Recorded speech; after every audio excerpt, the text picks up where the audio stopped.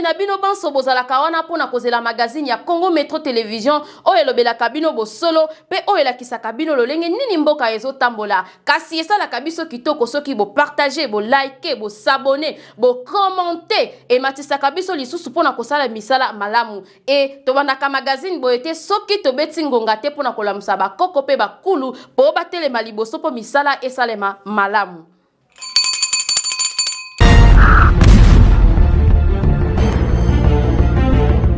Ngonga oyo la kisaka ete misala e bandi pe bakoko batelemi to fongola sika basango na biso na maimatali na ville province de Kinshasa na commune ya Maluku et pa wapi délégation et ministre industrie bakitaki sur le terrain pour na koyeba lolenge nini misala ezosalema na commune wana tolanda détail na commentaire oyo.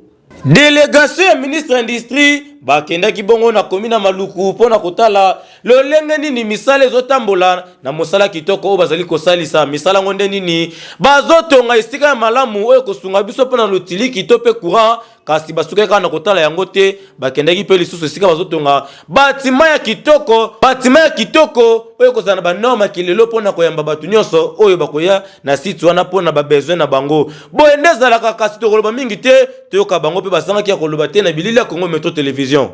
Le constat est que nous sommes très ravis de ce que nous voyons, ce qui est fait par notre direction générale, le développement de la RDC par tirer des zones économiques spéciales. Ya biso musala tozo continuer toujours kosala ya kopanza sango biso toza toujours wana même moral to lembate. Balider ya jeunesse congolaise basala kibongo appel et pas ya chef de l'état ya Fachi na biso pona likambu etali insécurité ya mboka na biso tolanda elongo na élément oyo. Déclaration d'éveil patriotique.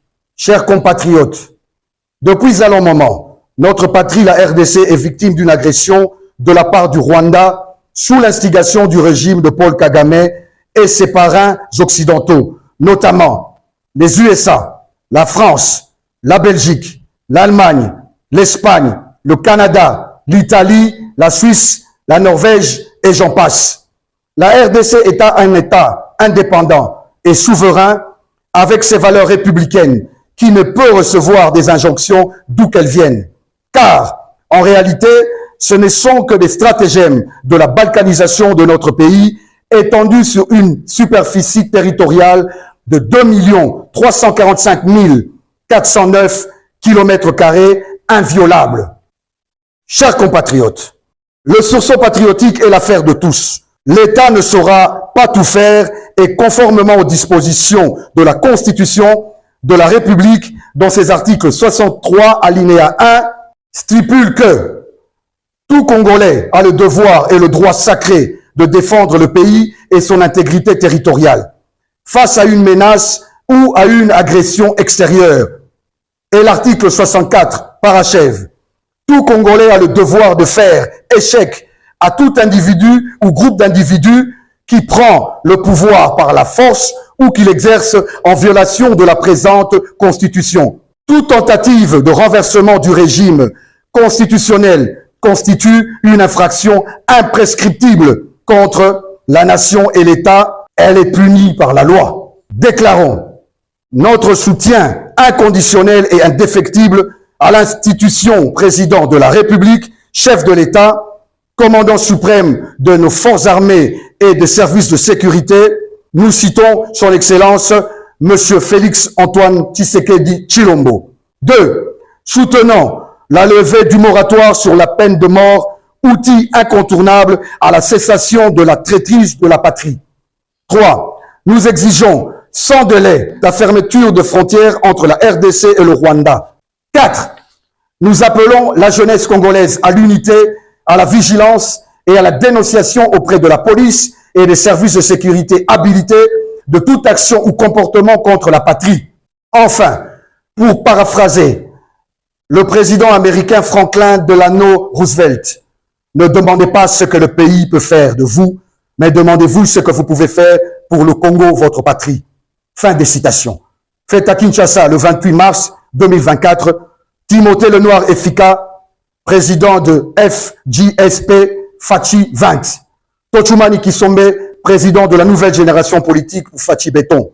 Japonais Masengo, président du PKJK 100% Fachi Béton. Chris Mukendi, président du parti politique Écolo. Pacheli Mikobi, combattant UDPS première heure. Jerry Ekila Kisola, Société civile Saint-Jean-Molenbeek. Masinda Kabongo, combattant UDPS Diaspora. Ludo Moulongo, président Diaspora Europe. Nous vous remercions.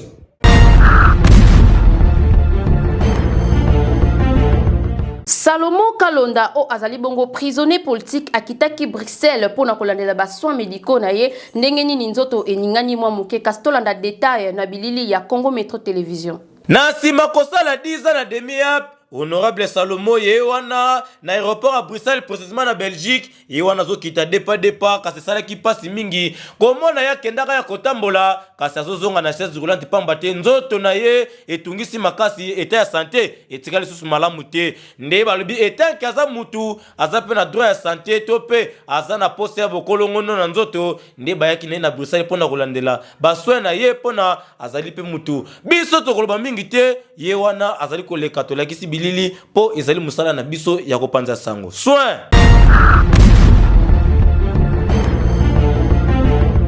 Moïse Katumbi na motema malamu na ye papa azalaka ndeboye akindaki na famille ya Salomo Kalonda pona kolanda pe pona koyeba ndenge nini famille ezotambola manasima ya absence ya papa boende kitoko tolanda. Moïse Katumbi, autorité morale et ensemble, akenda ki bongo kotala libota ya conseiller spécial na ye na kombo ya honorable Salomo na sima kosala mikolebele na boloko etaki mokonzi malamu albaki jamatika libota na ye bongo nde akenda ko rendre bango visite na cadre kaka ya ko réconforter bango ye wana ya mbamaki na esengo na libota ya conseiller na ye pe basolaki makamba kitoko mingi totala yango ndenge lekelaki na bilili oyo.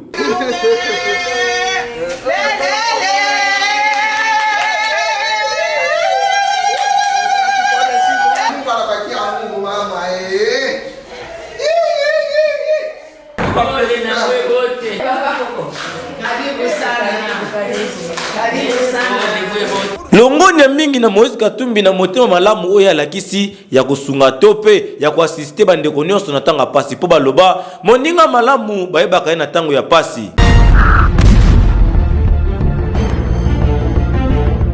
Secrétaire général ya IDPS Augustin Kabuya asala kibongo matinée politique liboso ya ba base nyonso ya IDPS tolanda elongo na bilili ya Congo Metro Télévision. Bon, on a distraction, on a discours, il y a et ça dernier mandat, et ça mandat, même avec ceux qui ont mandat, même avec ceux qui ont mandat, n'ingite que, il peut se vivre. N'engé bomesana ko balusa makamunga na zakolo. N'ingite que boke ndele susu Kabuya lobby, baza ko réviser constitution, ngana lobby bongo te. Bozako la nangai? Wokanga na mitema na mitema na bino boye. Situation oyo tozana ngo, c'est toujours Kabila qui est à la base ya makambo wana. Bien parlé mon général. Bozako kangai? Batunaye baloba Kabila bimaki mokolonini. Bakene na DGM wana. Aye bisabino DGM ya wapi? Oyo enregistra ki départ na ye. Bozako kangai? Aye baki makambo nyonso ezako salem. Na ye bilobi bakoloba. Oh non, Kabuya ki na lobby. Je confirme ce que je vous dis. Kabila Abimaki a signalé qui même place tala. Ayeba ki bien que batunaye bakosala makambwana. Ye tala nazako loba boy. Il ne peut se vivre. C'est qu'on nazako yeb sabino vérité à likambwana. Ye il ne peut se vivre. Il ne peut se vivre. Kabila Asengela ki bananga wana et pas un dirigeant africain mokoboy pour appuyer bango avec tous les moyens logistiques et financiers. Bozako la nangai bino boti bolongo na ba distraction na bino wana botala yango bien botala yango bien nasina ebisa bino place oyo Nazalaki en Afrique de l'Ouest, Bayambakanga et pas président Niger. Na Ouazalaki na Ebonga, na wazaki na Mwana mboka moko a réagir pour na likambu etali maloba ya Augustin Kabuya o asalaki tope o alobaki na matinée politique ya IDPS Tolanda. Bandeko naeko répondre na lombango ndeko Augustin Kabuya. Ndeko Augustin Kabuya namonaki meeting au salaki lobby na siège nabino ya UDPS, mais je me suis posé 1001 questions. Si réellement vous êtes un secrétaire général d'un parti politique, la UDPS, au bisoto yebi ke UDPS, ba secrétaire généraux ba likana parti wana lokola ba Mavungu, lokola ba Jacques Chabani, bazaki vraiment ba intellectuel. Mais à ma grande surprise, à chaque fois au salaka ba sortie médiatique na yo, au salaka toujours baraté. C'est honteux aujourd'hui que un grand parti comme l'UDPS ait un secrétaire général Naran ya Kabuya. Et aujourd'hui, on donne raison à Fils Moukoko, nous donnons raison justement à notre ami Béa Jeko, ou peut-être Baloba ouvertement, à haute voix, que Kabuya aza incompétent. Et cette incompétence de M. Kabuya, on a commencé justement à sentir Yango, parce que aujourd'hui, UDPS est allé partir au pouvoir. Lorsque vous tenez certains propos, il faut tenir compte. Il y a des conséquences, il y a des propos à tenir. Aujourd'hui, vous qualifiez l'ancien président Joseph Kabila d'être de mèche avec, entre guillemets, les M23, ou je dirais avec Nanga et consort. Mais vous oubliez, monsieur Kabuya, si aujourd'hui vous êtes au pouvoir, Yomoko Kabuya Oloba Yango, on peut ça merci à Joseph Kabila parce que Joseph Kabila peut ça au pouvoir. C'est toi-même qui l'a dit. Je pense que je vais balancer cet extrait. Comme ça, au Landana, nous d'abord, Makambo Yomoko Loba, on peut ça Joseph Kabila merci. Kabila est sérieux. Je vais vous le démontrer. Kabila, avant de quitter le pouvoir, a tali quelle est la formation politique sérieuse oyo et Bundi Bitumba oyo sans koya na butu ko zombongo epananga. A tali a lobby que c'est l'IDPS.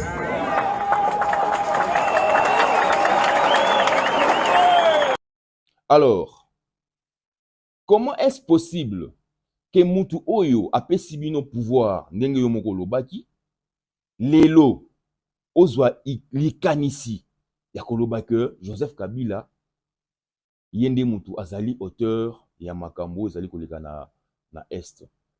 C'est faux, archi faux. C'est faux, archi faux, monsieur Kabuya. Joseph Kabila est un démocrate. Joseph Kabila, c'est lui d'ailleurs, Ndemutasala, constitution au bino bozal nango lelo, et zali ko sala que to reconnaître Ndeko Tshisekedi comme président de la République. Constitution wana. Joseph Kabila Ndemuta Bunda pour que to zwa constitution wana. Tango UDPS boboya ki référendum na 2006. Joseph Kabila était le seul à combattre campagne, qui était sur le terrain pour convaincre la population congolaise aye babongo na voter justement référendum wana a voté oui pour que tous soit constitution ou tous en lango lelo.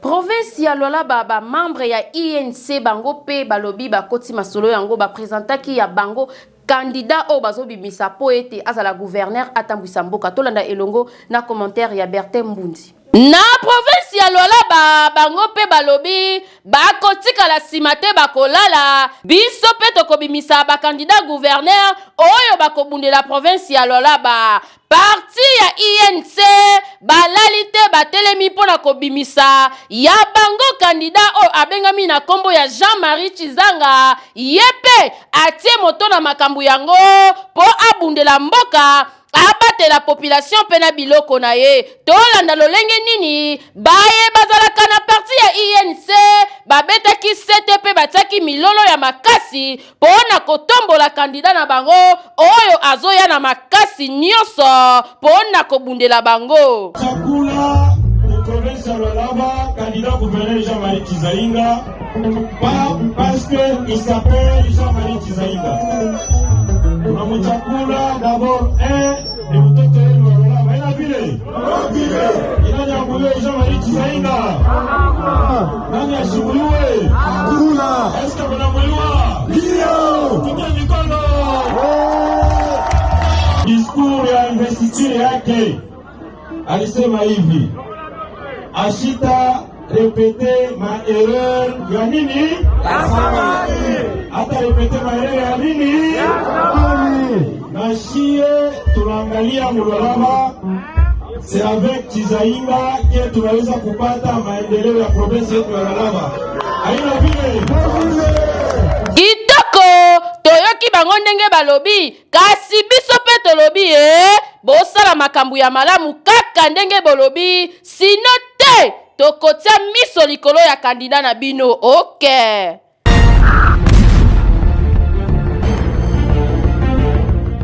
Nord Kivu cours militaire basambisaki basoldat o bakimaki na front pona kolakisa bango ete o basalaki ezali malamu mingi te tolanda elongo na bilili ya Congo Metro Télévision.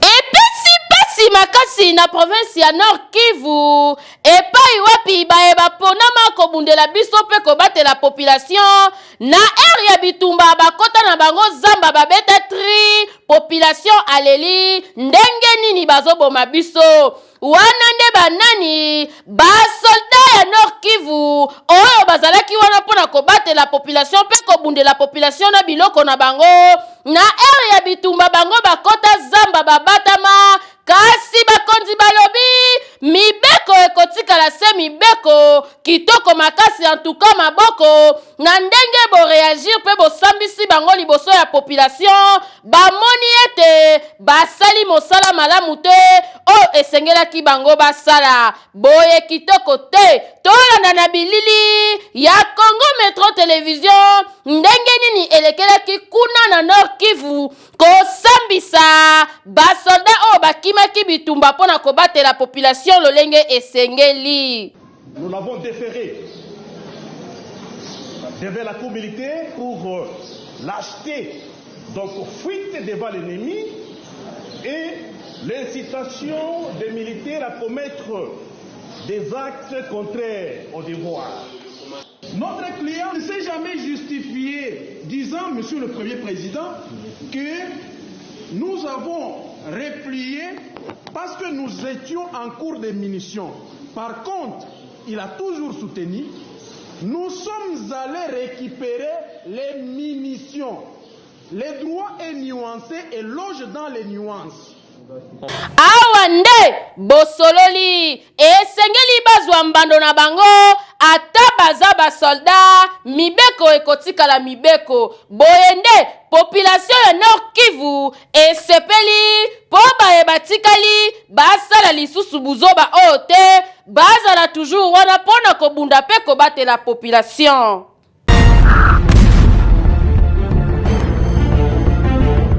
Lieutenant général chef de maison militaire akitaki na aéroport Yanjili pona koyeba ndenge nini misala ezotambusama tolanda elongo na commentaire oyo. Lieutenant général Bwamunda Ntumba Frank oyo azali bongo chef de maison militaire ya chef de l'état ya RDC akitaki sur le terrain na ville province de Kinshasa na mokolo ya le 30 mars pona koyeba pe pona kolandela misala nyonso lolenge nini ezolekela kuna na base aérienne Nanjili pona koyeba ndenge nini basali salon ya VIP pe ko visiter yango kotala soki eza vraiment na ba norme oyo mokonzi apeselaki mitindo ndenge nini il faut ezala asukaki wana te akitaki lisusu ko visiter ba avion nyonso ayeba ezali na etanini pe ndenge nini bazotambwisa misala kuna na aéroport de Njili boyende kitoko tolanda lolenge nini elekelaki. Le chef de la maison militaire est venu visiter le salon VIP. Effectivement, ce salon a été modernisé par la maison militaire et cela sur proposition de la volonté de son Excellence, Monsieur le Président de la République, le commandant suprême, qui voudrait améliorer les conditions de vie et de travail des militaires. Trouver un cadre pareil à travers la ville de Kinshasa, c'est rare. Il est vrai que nous n'avons pas encore inauguré parce qu'il y a encore des petites retouches à faire, mais vous aviez déjà vu ce que ça donne. Quelle impression donnerais-je encore? Ce salon est destiné à tout le monde. Vous savez que les militaires vivent parmi les civils. C'est ainsi que certaines personnes qui viendraient à l'aéroport, très souvent ces derniers temps pour fuir les embouteillages ou encore, je sais pas, on aime venir vers ce côté un peu avant.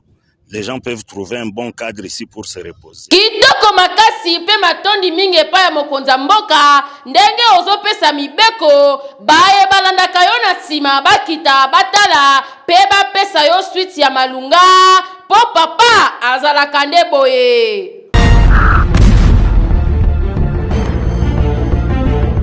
Ba député au bazalaki invalidé na mboka ya RDC bakindaki ebele pona ko réclamer na cour constitutionnelle pona ko loba ete ba demande to pe ba recours na bango o bazokotisa ezali rejeté tolanda elongo na bilili oyo. Biso bonso toyebi ete mboka na biso Congo tote kozana ba élection epai wapi tovotaka président tovota pe na ba député kasi na wana nyonso eza na ba député mususu babimaki ba candidat invalide epai wapi basangana ki ebele liboso ya cour constitutionnelle pona koloba likambo oyo ezali kotungisa bango epai wapi moko na bango atelemi pona koloba ete ye akotaki recours na ye kasi bazongisi yango bongo sa ko répondre yango ndenge ya kaniselaki yango sali pasi mingi bangwana ba liboso pona ko manifester likambo oyo esalaki bango pasi Congo Metro télévision pe tozangaki te toujours présent ya kozobilili po musala na biso ezande ya kozobilili pona ko informer bino.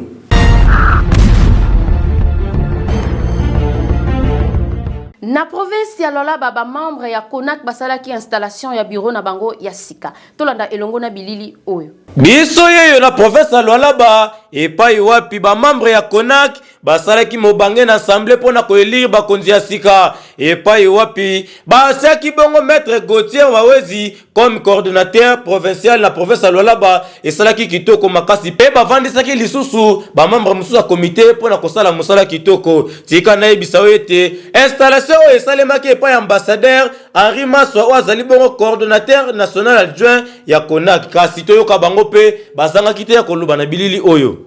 La Commission nationale de la concurrence, CONAC en sigle, va s'occuper de réguler la concurrence et de protéger les consommateurs. Comme vous le savez, quelquefois on peut observer la concurrence déloyale entre opérateurs économiques, ce qui est dans la loi que je venais de citer et consacré comme une infraction, et ainsi que protéger les consommateurs parce que chacun de nous est consommateur en vue justement de pouvoir décourager certaines pratiques de cette manière-là.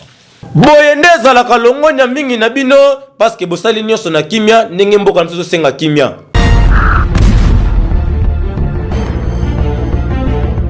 Mikolo mileki ba utaki kopekisa ba babetaka musique makasi ba barba église ba édition na yango ministre intérimaire AI Didier Tenge akitaki sur le terrain na commune ya Lingwala pona kokanga ba banso bazo continuer kotia makelele na ville province de Kinshasa Tolanda. Mitindo pesama na ville province de Kinshasa ete Babar, Teope Mangomba, bakoki kobeta lisusu musique na volume likolo te pona ko déranger batu mususu te et pas wapi Didier Tenge wazali bongo ministre intérieur AI ya ville province de Kinshasa ye moko akitaki sur le terrain pona kotambola na Babar Teope na Mangomba o bande ko respecter mebe côté pona ko kanga bango biloko na bango musique Teope bafle ordinateur et loko no sa musique zaki wana Teope instrument bakendaki nango et pas wapi bazanga ki pete ko kota na église o bande ko makelele makasi pona ko déranger population biso to koloba mingi te toyoka bango moko. Prochainement, je dirai aux gens du métro bas de réglementer par rapport au son parce que ça a dérangé aussi les familles. Nous avons été donnés par la hiérarchie. Nous sommes descendus et nous avons appliqué avec force l'édit 005 du 9 octobre 2012 qui sanctionne les nuisances sonores, mais aussi l'ordonnance du 31 1975 qui réglemente les heures d'ouverture des fermetures des débits de boissons. Et notre message est très clair. Vous occupez l'espace public, vous faites des nuisances sonores, qui que vous soyez. Nous allons sanctionner. Ah, biso to wana swate wana eza mibeko bapesa ki to ça parce que so to cité o suka lokola bandeko o basuki.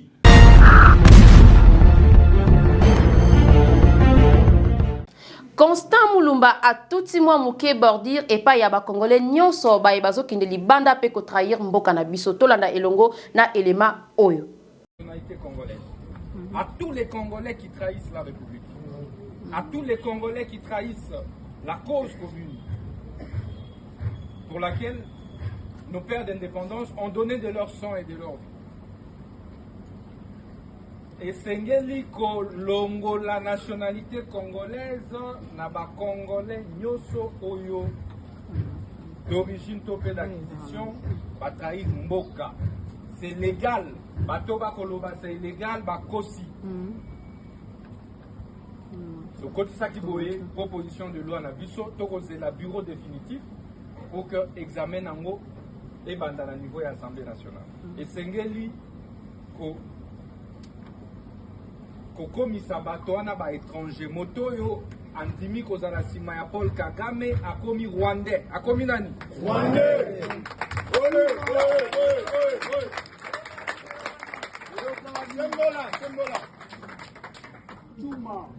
Celui qui accepte de faire allégeance au régime sanguinaire de Kigali, à M. Paul Kagame, devient automatiquement rwandais et doit être traité comme un rwandais. Parce que pour votre information, tous ont des passeports rwandais. Ils circulent à l'international avec des passeports rwandais. Je vous informe qu'ils sont entraînés sur les territoires rwandais. Ceci...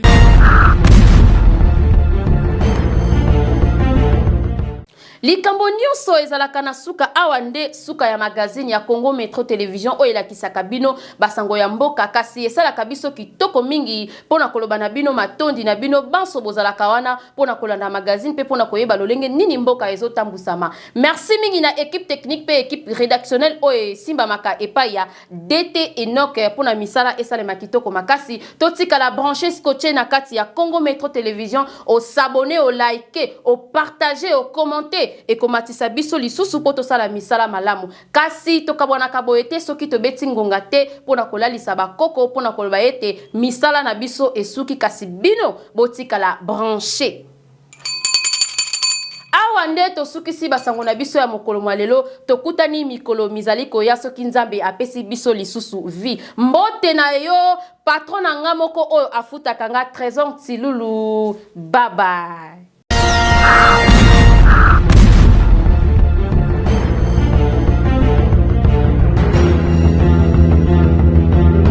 Congo Metro de Masolo. Bakolo Masolo bazali. Congo Metro de Masolo. Dala eloko wa kitoko. Mobange na chaîne. Oyo Trésor Tsilulu ayeli biso. Vous avez pas de Congo ya niveau. Yango eza lokola cadeau pour na peuple congolais to pe pour na monde entier. Congo Metro TV. Oyo Trésor Tsilulu amemeli biso. Mela papa. De Masolo. Check.